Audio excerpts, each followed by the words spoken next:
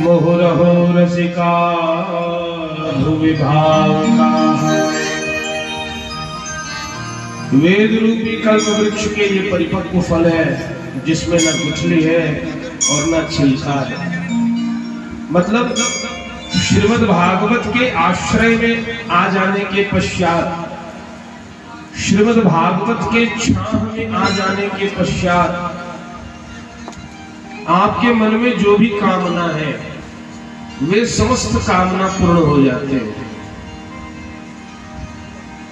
आप शुद्ध मन से कामना करके देख लीजिए, श्रीमद् भागवत श्रवण के साथ साथ में वो कामना मन में ले आइए, उस कामना को भगवान पूर्ण करते हैं। ये मेरे जीवन का अनुभव है। मैंने जो भी कामना की है भागवत श्रवण करते हुए या कहते हुए, वो कामना एक भी कामना ऐसी नहीं जिसको भगवान ने पूर्ण ना की हो। हाँ, लेकिन ध्यान रहे कामना जायज हो, ना जायज नहीं। ना जायज मांग को तो कोई पूरा करता ही नहीं है।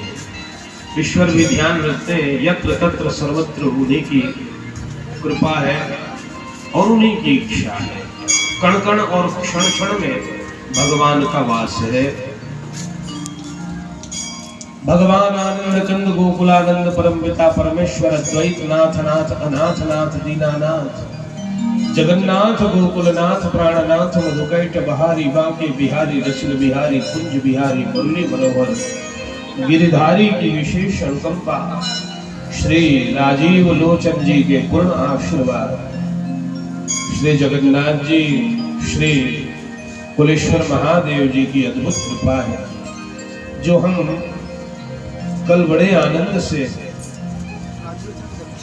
श्रीमद् भागवत कथा में ये सुने कि परीक्षित जी महाराज को शाप लग गया कि आज से 7वें दिन के पश्चात तुम्हें, आज से 7वें दिन तुम्हें तक्षक आकर के डस लेगा, तुम्हारी मृत्यु हो जाएगी। परीक्षित को जब ये ज्ञान हुआ तो गंगा के किनारे वे चले आए और उनके भवताप नाश करने के लिए तभी वहां श्री शिवदेव जी का आगमन हुआ। साक्षात शिव स्वरूप है शिवदेव जी। 2 वर्ष की अवस्था में लगते हैं। हजारों वर्ष तपस्या किए थे लेकिन 16 वर्ष की आयु में लग रहे हैं। क्यों? जैसे हम जीव समाधि में जाते हैं ना, तो हमारी आयु गणना भगवान देवतागण बंद कर देते हैं। मैं जो बोला वो समझे आप? नहीं समझे? समझिए, जैसे हम समाधि में जाते हैं तो हमारी आयु वहीं स्थिर हो जाती है, उसकी गणना फिर देवता लोग नहीं करते। और आपकी आयु गणना नहीं हो रही है मतलब आप वहीं ठहरे हुए हैं। इसको कायाकल्प भी कहा जा सकता है, समय के ऊपर अनुशासन भी कहा जा सकता है। सभी काल के अधीन है। काल को वश में केवल और केवल श्री महादेव रखते हैं। क्यों? क्योंकि वे सदैव समाधिस्थ होते हैं। तो समाधि की स्थिति में यदि आप है तो काल गणना बंद कर दी जाती है। हजारों हजारों वर्ष तपस्या ऋषि मुनि करते थे, काल गणना उनके लिए बंद है, इसलिए वे जीवित ही रहते थे।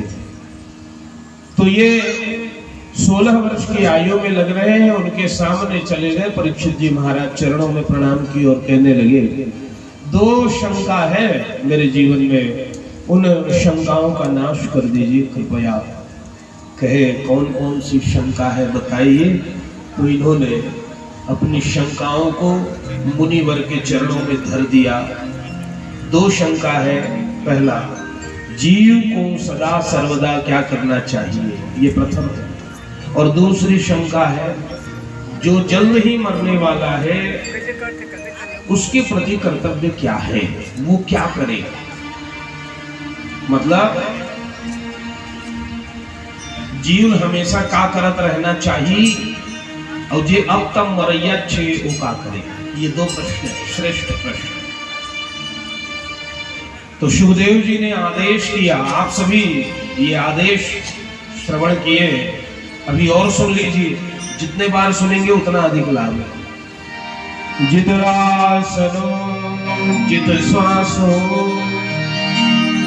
जित संगो जितेन्द्रिय स्थूले भगवते रूपे मनः संधारयेद्धियः। जितासनो, पहले अपने आसन को जीतो। कथा सुनने के लिए कैसे बैठना चाहिए? तो ऐसे आसन में बैठना चाहिए जिसमें लंबे समय तक हम आराम से बैठ करके कथा श्रवण कर सके, मनन कर सके, विचार कर सके। आराम से बैठना चाहिए। तो जिसको जो आसन सुविधा जान पड़े, कई आसन होते हैं। सुख आसन होता है जिसमें दोनों चरण को मोड़ करके आराम से बैठा जाता है। एक पद्मासन होता है, दोनों चरणों को जंघे पर चढ़ा करके बैठा जाता है। ऋषि मुनि अधिकतर वैसे ही बैठते हैं। तो सुख आसन हम सभी गृहस्थी लगा ले तो ज्यादा अच्छा है।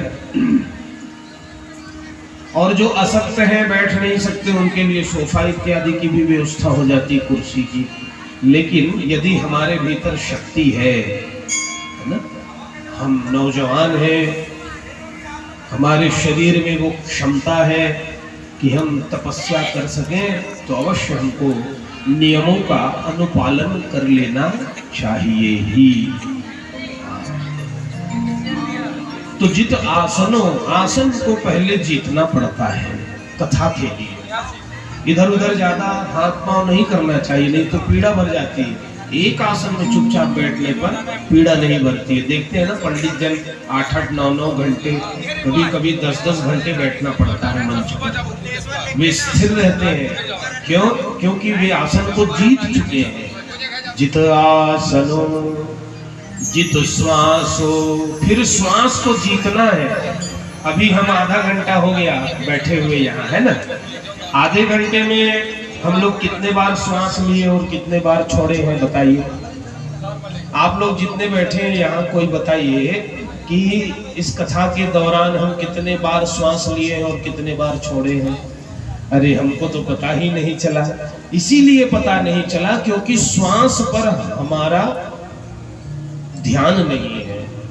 श्वास पर ध्यान कीजिए। श्वास पर ध्यान करना है, ये ध्यान दीजिए। सुबह आप लोग उठते हैं कि नहीं? कोई दोपहर को उठते हैं आजकल। सुबह उठ जाना चाहिए। आयु बल विद्या बुद्धि सब शुद्ध हो जाता है। तो सुबह उठते ही सबसे पहला काम हमें ईश्वर की वंदना ये कर लेना चाहिए। और उसके बाद अपना नाम ले लो, अपने गोत्र का नाम ले लो और भगवान से कहो, हे प्रभु, आज प्रत्येक श्वास मैं आपको समर्पित कर रहा हूँ या कर रही हूँ। तो अजपा जप आरंभ हो जाता है। सो हम ऐसा ये श्वास चलता है। तो ये भगवान का नाम है। बिना कहे भगवान का नाम जब शुरू हो जाता है और पुण्य मिलता है दिन भर। लेकिन हम करते नहीं। क्यों नहीं करते? क्योंकि ज्ञान नहीं। तो ज्ञान क्यों नहीं? क्योंकि योग्य गुरु का सहारा नहीं मिला है। तो योग्य गुरु का सहारा क्यों नहीं मिला है? क्योंकि आपने प्रयास किया ही नहीं है। जगत में ज्ञानियों की कमी नहीं है।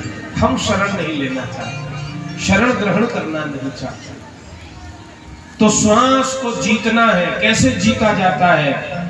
तो आसन आपका मजबूत हो गया तो श्वास में ध्यान दीजिए। प्राणों का आयाम है, प्राणायाम है।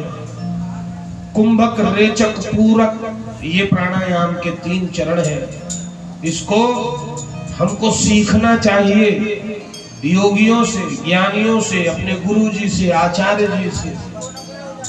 प्राणायाम के द्वारा प्राण को जीता जाता है। और प्राण में कहीं, श्वास में कहीं आपका ध्यान लग गया तो इधर उधर ध्यान जाना बंद हो जाता है। इसीलिए कथा से पहले अनुलोम विलोम आवश्यक है, परम आवश्यक है, परम आवश्यक ही जानिए। जितासनो जित श्वासो जित संगो जितेंद्रियः। ये इंद्रिय बड़े चंचल होते हैं और इंद्रियों का राजा है मन। मन बड़ा विचित्र है, इधर उधर भटकते रहता है। कई लोग तो यहाँ कथा सुनने